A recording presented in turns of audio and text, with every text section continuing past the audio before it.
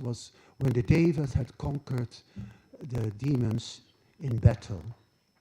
And they were a little proud of it, so they got some actors to enact it out.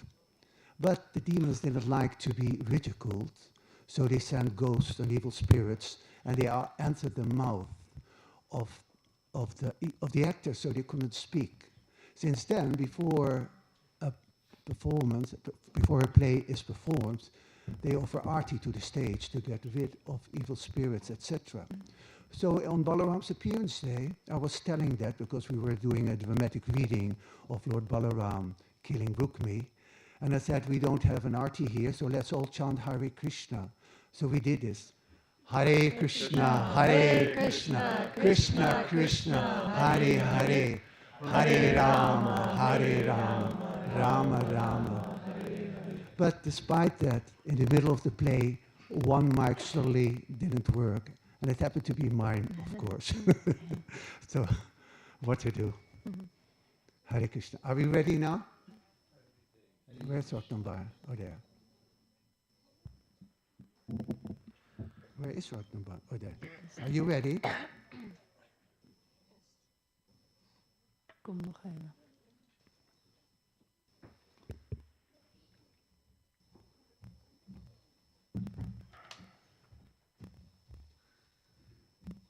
Hare Krishna, Hare Krishna, Hare Krishna, Hare Krishna, Hare Hare. Hare Rama, Rama Rama, Rama Hare Hare. Hare Krishna, Krishna Krishna, Hare Hare. Hare Rama, Rama Rama, Rama Hare Hare. Hare Krishna, Krishna Krishna, Hare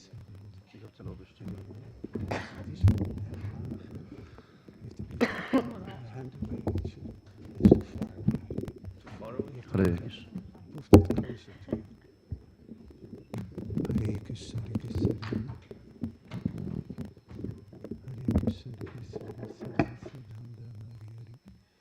Hare Krishna, Hare Krishna, Krishna Krishna, Hare Hare. Hare Rama, Rama Rama, Hare Hare. Hare Krishna, Hare Krishna, Krishna Krishna, Hare Hare. Hare Rama, Rama Rama, Hare Hare. Hare Krishna, Hare Krishna, Krishna Krishna, Hare Hare. Hare Rama, Rama Rama, Hare Hare. Hare Krishna, Krishna Krishna, Hare Hare. Hare Rama, Rama Rama, Hare Hare. Hare Krishna, Krishna Krishna, Hare Hare. Rama Rama. Hare Krishna, Krishna Krishna, Hare Hare. Rama Rama, Hare Hare. Hare Krishna, Krishna Krishna, Hare Hare. Rama Rama, Hare Hare. Hare Krishna, Krishna Krishna, Hare Hare. Hare Rama, Rama Rama, Hare Hare. Hare Krishna, Krishna Krishna, Hare Hare. Hare Krishna. Hare Krishna, Hare Krishna, Krishna Krishna, Hare Hare. Hare Rama, Rama Rama, Hare Hare.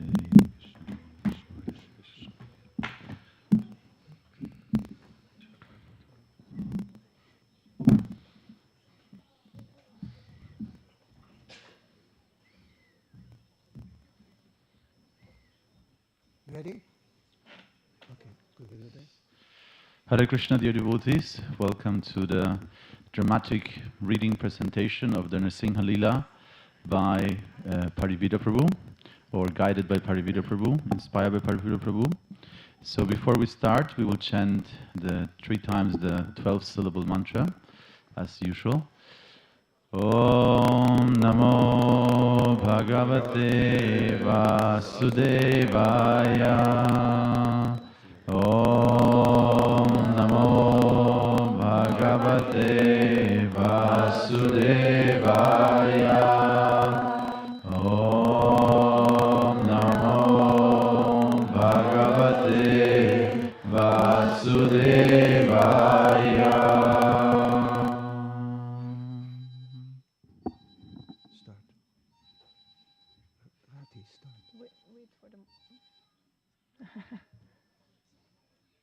Once, in Satya Yuga, thousands of centuries ago, there lived a demoniac man by the name of Hiranyakashipu, who wanted to be unconquerable and free from old age, and to be the emperor of the entire universe.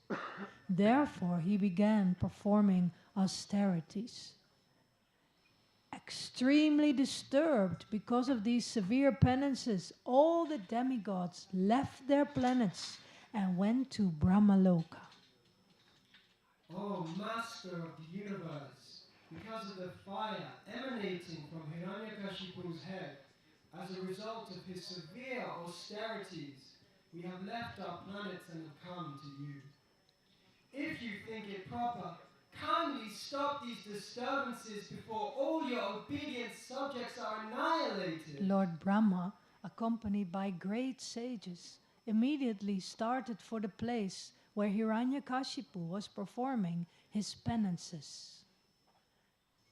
At first, he couldn't see anyone, for Hiranyakashipu's body was covered by an anthill and by grass and bamboo sticks. Then Lord Brahma spotted him, resembling a cloud-covered sun, heating the entire world by his austerities. O son of Kashyapa Muni, please, get up, get up. All good fortune unto you. I have been very much astonished to see your endurance. In spite of being eaten and bitten by all kinds of worms and ants, you are keeping your life air circulating within your bones. No one previously could perform such severe austerities to sustain his life without even drinking water for 100 celestial years. For this reason, I am now prepared to give you all benedictions according to your desire. Your audience with me will not go in vain. Then Lord Brahma sprinkled water from his water pot upon Hiranyakashipu's body. As soon as he was sprinkled with the water, Hiranyakashipu arose, endowed with a full body, with limbs so strong that they could bear the striking of a thunderbolt. With physical strength and a bodily luster resembling molten gold, he emerged from the anthill a completely young man. Extremely pleased, Hiranyakashipu offered dandavats to Lord Brahma.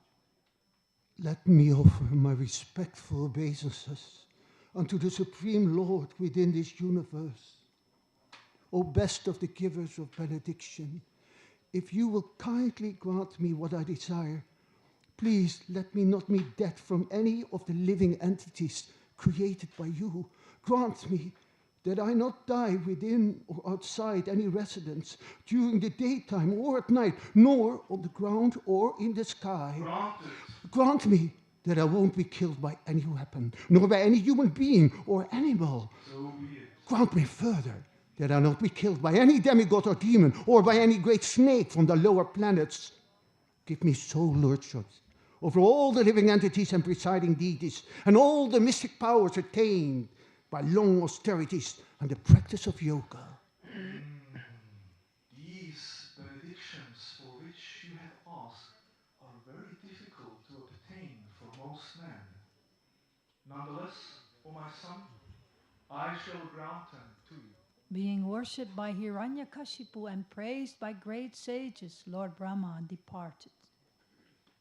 The demon, having thus been blessed by Lord Brahma and having acquired a lustrous golden body, continued to remember the death of his brother and his enmity toward Lord Vishnu.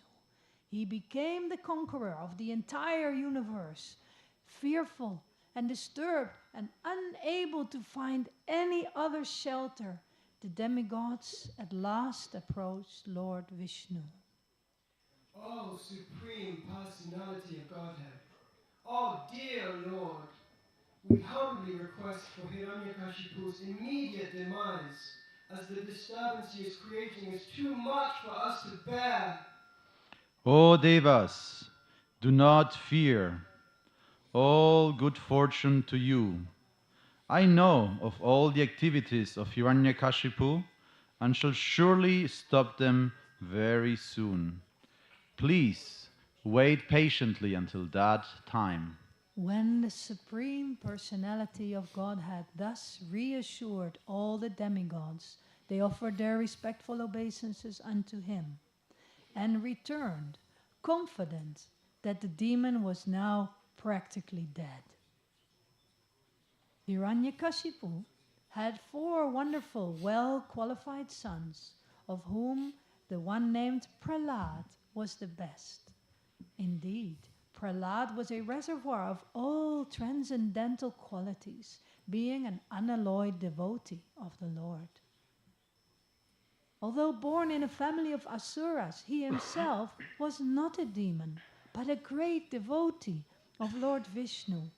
Unlike other asuras, he was never envious of Vaishnavas and never agitated when put into danger. From the very beginning of his childhood, he was uninterested in childish playthings.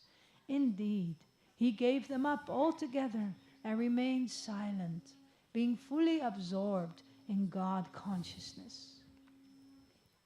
Because of his spiritual advancement, he sometimes cried, sometimes laughed, sometimes sang loudly, and sometimes began to dance in ecstasy. Sometimes, feeling the touch of the Lord's lotus hands, he became jubilant and remained silent, his hair standing on end and tears gliding down his face from his half-closed eyes because of his love for the Lord. His father sent him to Sanda and Amarga, the 2 sons of Shukracharya, to be educated. Prahlad heard the topics of politics and economics taught by his teachers, but he thought that politics involves considering someone as a friend and someone else as an enemy, and thus he did not like it. Once, Hiranyakashipu took Prahlad on his lap. My dear son, please let me know what you think is the best of all the subjects you have studied from your teachers. Oh, best of the asuras. As far as I have learned from my guru, any person who has accepted a temporary body and temporary household life is certainly embarrassed by anxiety because of having fallen in a dark well. There is no water, but only suffering. One should give up this position and go to the forest and take shelter of the Supreme Personality of Godhead. Thus is the intelligence of children spoiled by the words of the enemy. Give complete protection to this boy at the Gurukul, so that Vaishnavas who may go there in disguise may not further influence his intelligence. When Hiranyakashipu's servants brought Prahlad back to the Gurukul, his teachers Sanda and Amarga, after hearing what had happened, became very upset. Dear Prahlad, all peace and good fortune unto you. Now kindly, do not speak lies. Just reply with the truth.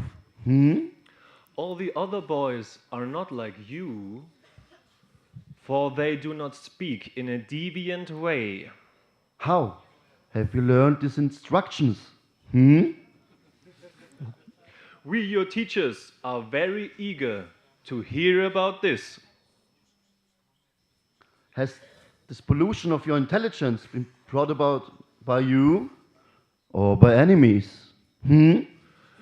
We, your teachers, are very eager to hear about this. So please, tell us the truth, Prahlad. I offer my obeisances unto the Supreme Personality of Godhead, whose external energy has deluded the intelligence of men by creating the distinctions of my friend and my enemy. Although I have previously heard it from authoritative sources, I am now actually experiencing this. O Brahmanas, as iron moves automatically toward a magnet, my consciousness, having been changed by his will, is attracted by Lord Vishnu. Thus, I have no independence. Oh, please bring me a stick. This Prahlad is damaging our name and fame. He has become like a cinder in the dynasty of the Asuras. So now he needs to be treated by the four kinds of political diplomacy. A stick! This rascal has appeared like a thorn tree in a forest of sandalwood. To cut down sandalwood trees, an axe is needed. And the wood of the thorn tree is very suitable for the handle of such an axe. Vishnu is the axe for cutting down the sandalwood forest of our family. And this Prahlad is the handle for that axe. Come on. His teachers Sanda and Amarka chastised and threatened Prahlad in various ways and began teaching him about the paths of religion, economic development, and sense gratification. One day, after Prahlad's mother had personally washed the boy and dressed him nicely with sufficient ornaments, they presented him before his father. Seeing that his child had fallen at his feet to pay his obeisances, Hiranyakashipu seated Prahlad on his lap and began smelling his head. My dear son, for so much time you have heard many things from your teachers. Now please repeat to me whatever you think is the best of all that knowledge. Hearing, chanting, remembering, serving his lotus feet, Very nice. offering him respectful worship and prayers, becoming his servant, considering him to be one's best friend, and surrendering everything unto him. These 9 processes are accepted as pure devotional service, and one should be understood to be the most learned person who has dedicated his life through one or more of these 9 methods to Sri Vishnu. Oh, unqualified sons of Rama, you have disobeyed my order and taken shelter of the party of my enemies. You have taught this poor boy about Vishnu. What is this nonsense? Oh, enemy of King Indra, Yes, Your Majesty. whatever your son has said was not taught to him by me or anyone else. It is intrinsic to his nature. Therefore, please do not unnecessarily accuse us. It is not good to insult a Brahmin in this way. Indeed. Prahlad! Prahlad, you rascal! Most fallen of our family. If you have not received this education from your teachers, where have you gotten it? Because of their uncontrolled senses, person too addicted to materialistic life make progress towards hellish conditions and repeatedly chew that which has already been chewed. Their inclinations toward the Lord are never aroused by their own efforts or by the instructions of others. Blinded by anger, Hiranyakashipu threw Prahlad off his lap. Take this boy away from me! He deserves to be killed, as he is a killer of my brother! For he had given up his family to engage in the devotional service of the enemy. Therefore, kill him! Hiranyakashipu's demoniac servants, who all had fearful faces, sharp teeth, and reddish coppery beards and hair, began striking the tender parts of Prahlad's body with their tridents. But their weapons had no effects on his body. When all their attempts to kill his son were futile, Hiranyakashipu, being most fearful, began contriving other means to kill him. He threw his son beneath the feet of big elephants. He threw him among huge snakes, employed destructive spells, hurled Prahlad from the top of a hill, administered poison, starved him, exposed him to colds, winds, fire, and water, threw heavy stones to crush him, but found that he could not in any way harm Prahlad. I have devised many means of killing him, but despite all my endeavors, he could not be killed. Indeed, he saved himself by his own powers without being affected at least, he appears immortal. Therefore, because of my enmity towards him, I shall surely die. Oh Lord, no, no. We know that when you simply move your eyebrows, all the Devas of the various planets are most afraid. Without the help of any assistant, you have conquered all the three worlds, Your Majesty. Therefore, we do not find any reason for you to be morose and full of anxiety, my lord. Until the return of our father Shukracharya, let us bind him with the ropes of Aruna, so that he cannot flee. Thus there's no cause for anxiety, Your Majesty. And by the time he is somewhat grown up, he will change in his intelligence. Indeed. After hearing these instructions, Hiranyakashipu agreed and requested them to instruct Prahlad in the duty of royalty. When the teachers went home to attend to their household affairs, the student of the same age as Prahlad would call him. Prahlad, we are going to play outside. Do you want to come? Oh yes, Prahlad, please come. It will be so much fun. My dear friends, one who is intelligent should use the human form of body from the very beginning of life to perform devotional service. Even a slight amount of sincere devotional service can give one complete perfection. The Supreme Personality of Godhead, Narayan, who is in everyone's heart as the Supersoul, is the Father of all living entities. You cannot please him by becoming a perfect Brahmana, demigod, or a great sage, or by becoming perfect in etiquette or learning, nor by charity, austerity, sacrifice, cleanliness, or vows.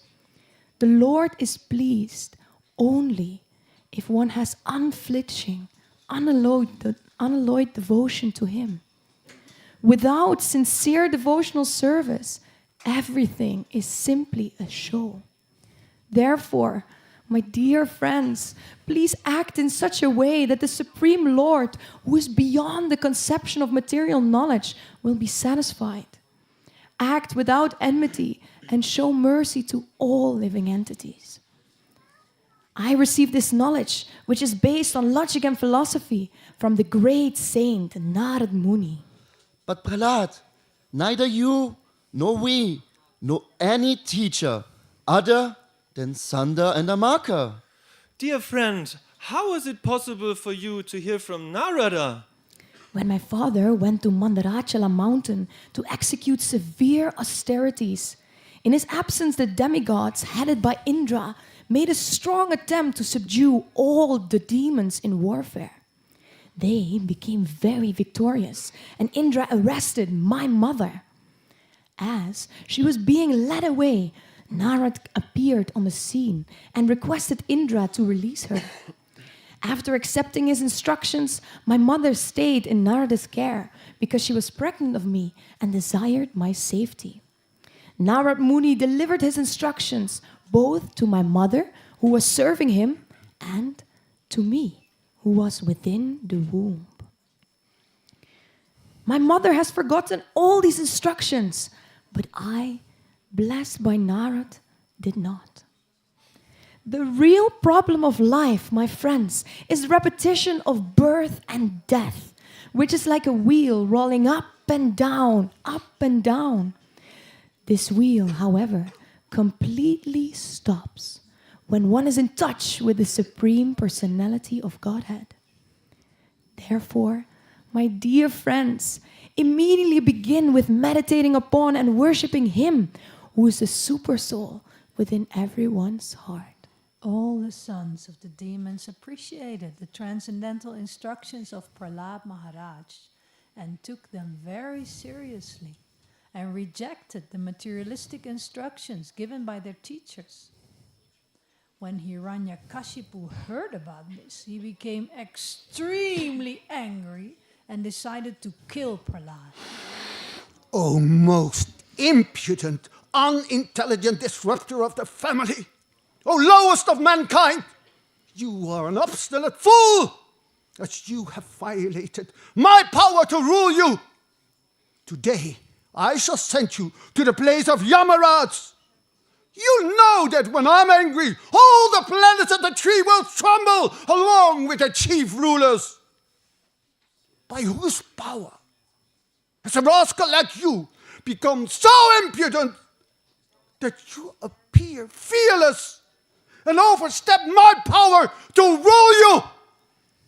O great king, the source of my strength, of which you're asking, is also the source of yours. Indeed, the original source of all kinds of strengths is one. Without him, no one can get any strength, whether moving or not moving, superior or inferior. Everyone, including Lord Brahma, is controlled by the strength of the Supreme Controller, the Supreme Personality of Godhead. By his power, he creates this cosmic manifestation, maintains it, and annihilates it. My dear Father, please do not discriminate between enemies and friends. Make your mind equipoised towards everyone. Except for the uncontrolled mind and misguided mind, there is no enemy within this world. You rascal! You are trying to minimize my value as if you were better than me at controlling the senses? This is over-intelligent! I can therefore understand that you desire to die at my hands. For this kind of nonsensical talk is an indulgence by those about to die. O most unfortunate one, you've always described a supreme being other than me, who is the controller of everyone and who is all-pervading. But where is he? He is everywhere, Father. Is he in here? Yes, Father. Is he in there? Yes, Father. Then, is he in this pillar here? Yeah, Father. Because you are speaking so much nonsense, I shall now sever your head from your body. Now let me see your most worshipable God come to protect you. Being obsessed with anger, Hiranyakashipu took up his sword. Cursing Prahlada again and again, he got up from his royal throne and with great anger struck his fist against the column. Then, from within the pillar came a fearful sound which appeared to crack the covering of the universe. The associates of Hiranyakashipu became afraid, as none of them could find the origin of that sound. Then the Lord appeared from the pillar in a form never before seen, just to prove that the statement of his servant Prahlad Maharaj was true. What is this creature? Half man?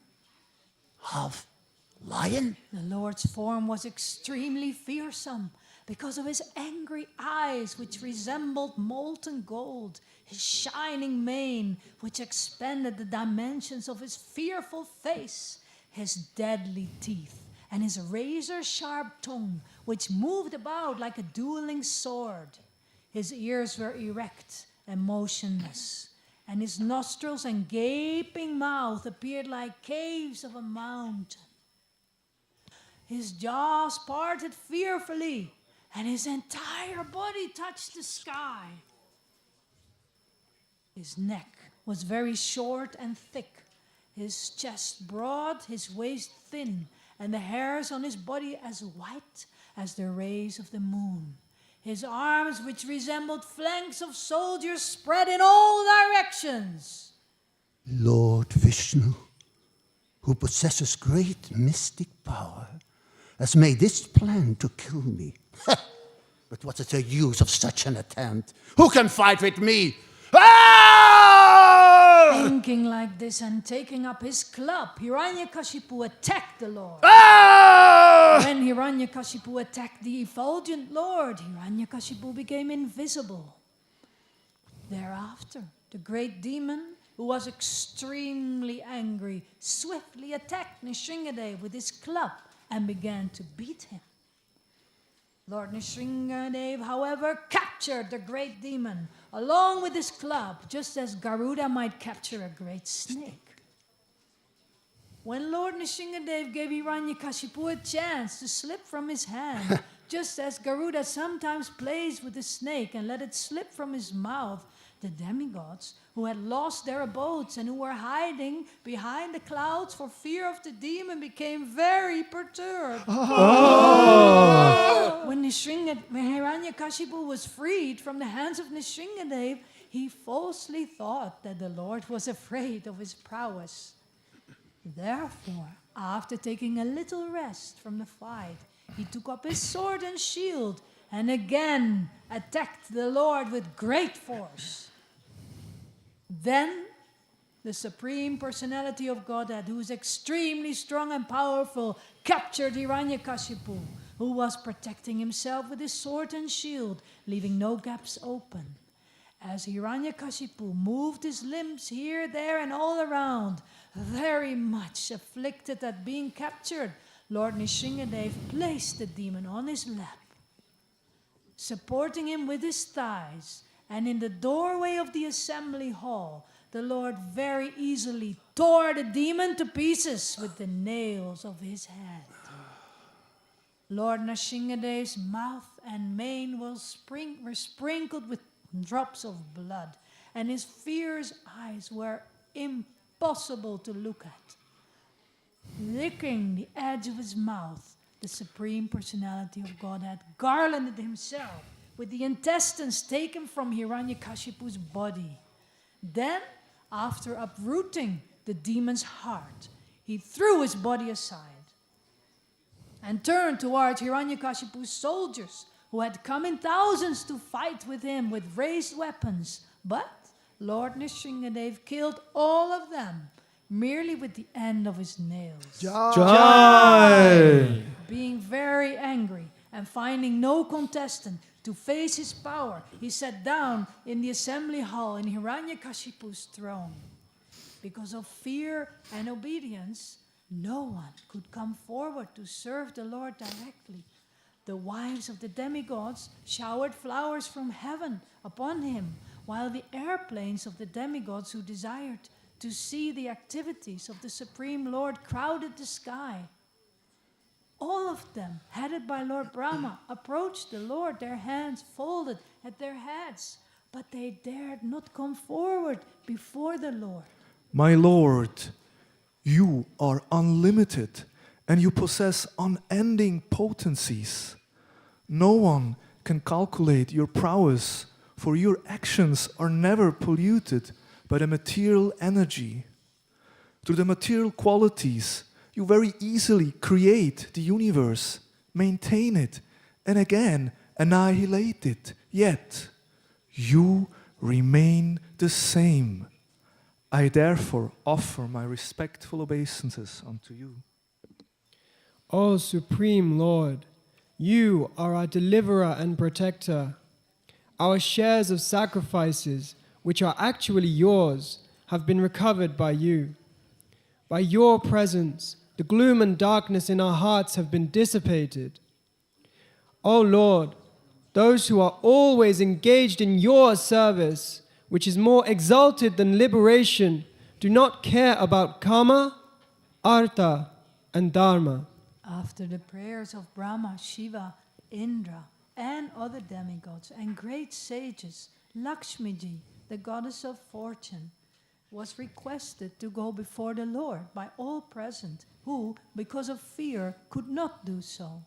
But even she had never seen such a wonderful and extraordinary form of the Lord and could not approach him.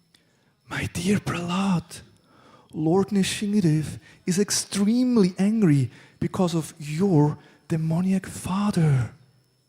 Please, go forward and appease him. When Lord Nrisimhadeva saw the small boy prostrated at the soles of his lotus feet, he became most ecstatic in affection towards his devotee. Raising Prahlada, the Lord placed his lotus hand upon the boy's head. By the touch of Lord Nrisimhadeva's hand, Prahlada Maharaj was completely freed of all material contamination. At once, he became transcendentally situated, and all the symptoms of ecstasy became manifest in his body. His heart filled with love, and his eyes with tears. His mind and sight were fixed upon Lord Nrisimhadeva with full attention, in full trance.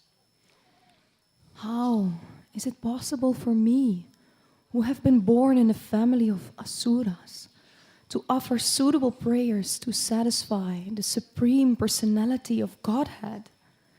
Even all the demigods headed by Lord Brahma and all the saintly persons could not satisfy you by streams of excellent words.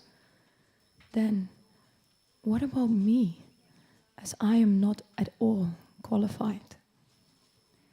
One may possess wealth, an aristocratic family, beauty, austerity, educations, sensory expertise, luster, influence, strength, diligence, intelligence, and mystic power. But I think that even by all these qualifications, one cannot satisfy the Supreme Personality of Godhead. However, one can satisfy the Lord simply by devotional service. The Supreme Lord is always fully satisfied in himself. And therefore, when something is offered to him, the offering is for the benefit of the devotee. My dear Lord Nrisimhadeva, please cease your anger now that my father has been killed. I am not afraid of your ferocious mouth and tongue, your eyes bright like the sun, or your frowning eyebrows. I do not fear your sharp pinching teeth, your garland of intestines, your mane soaked with blood, or your high wedge-like ears. Nor do I fear your tumultuous roaring, or your nails which are meant to kill the enemies. O most powerful Lord, insurmountable Lord, who is kind to all fallen souls, when will that moment come when you call me to the shelter of your lotus feet, which are the ultimate goal for liberation from conditional life? My dear Lord, people in general want to be elevated to the heavenly planets, but I have seen that when my father was angry, the demigods immediately afraid. Yet my father, who was so powerful, has now been vanquished by you. Oh, Supreme Personality of Godhead, I offer my respectful obeisances unto you. Because without offering prayers, dedicating the results of one's activities, worshipping you, working on your behalf, always remembering your lotus feet and hearing about your glories, who can achieve that which is meant for the Paramahamsas? My dear Prahlada, most gentle one, best of the family of the Asuras, all good fortune unto you. I am very pleased with you. I fulfill the desires of all living beings, and therefore you may ask from me any benediction that you desire to be fulfilled. Oh my Lord, best of the givers of benedictions, one who desires some material benefit in exchange for devotional service cannot be your pure devotee, as he is no better than a merchant who wants profit in exchange for service. If you at all want to bestow a benediction upon me, then I pray from your Lordship that within the core of my heart there may be no material desires. My dear Prahlada, a devotee like you never desires any kind of material opulences, either in this life or in the next. Nonetheless, I order you to enjoy the opulences of the demons in this material world, acting as their king until the end of the duration of time occupied by Manu. It does not matter that you are in the material world. You should always, continuously, hear the instructions and messages given by me and always be absorbed in thought of me. For I am the Supersoul, existing in the core of everyone's heart. Therefore, give up fruitive activities and worship me. One who always remembers your activities and my activities also, and who chants the prayers you have offered, becomes free, in due course of time, from the reactions of material actions. O Supreme Lord, because you are so merciful to the fallen souls, I ask you for only one benediction. I know that my father, at the time of his death, had already been purified by your glance upon him. But because of his ignorance of your beautiful power and supremacy, he was unnecessarily angry at you, falsely thinking that you were the killer of his brother. Thus, he directly blasphemed your lordship and committed sinful activities directed against me, your devotee. I wish that he may be excused for these sinful activities. My dear Prahlada, O most pure one, O saintly boy, your father has been purified along with 21 forefathers because you were born in this family. Therefore, the entire dynasty has been purified. Whenever and wherever there are peaceful devotees like you, like your good self, who are well behaved and decorated with all good qualities, that place and the dynasties, even if condemned, are purified. Those who follow your example will naturally become my pure devotees, as you are the best role model, and therefore others should follow in your footsteps.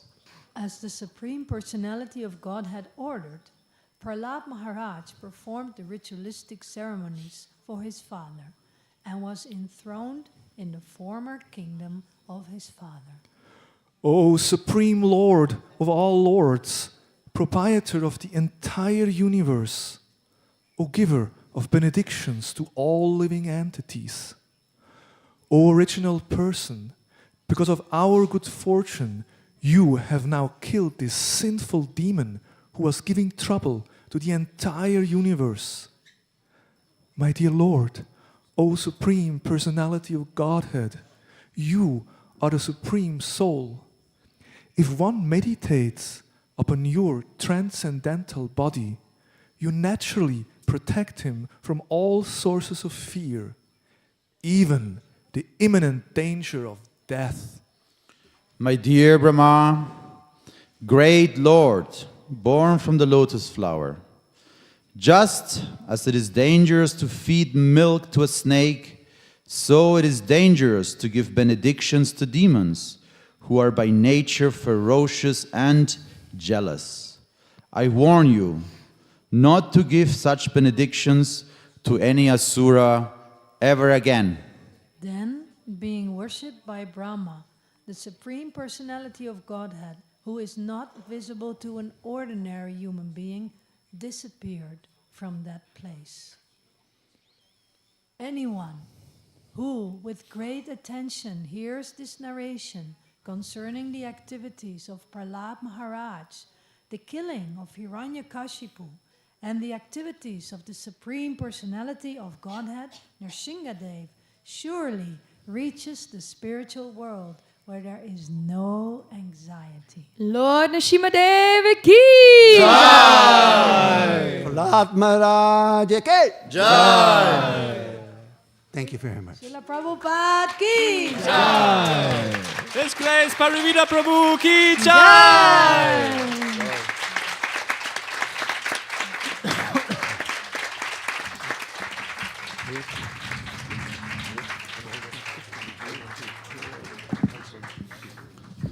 Hare Krishna.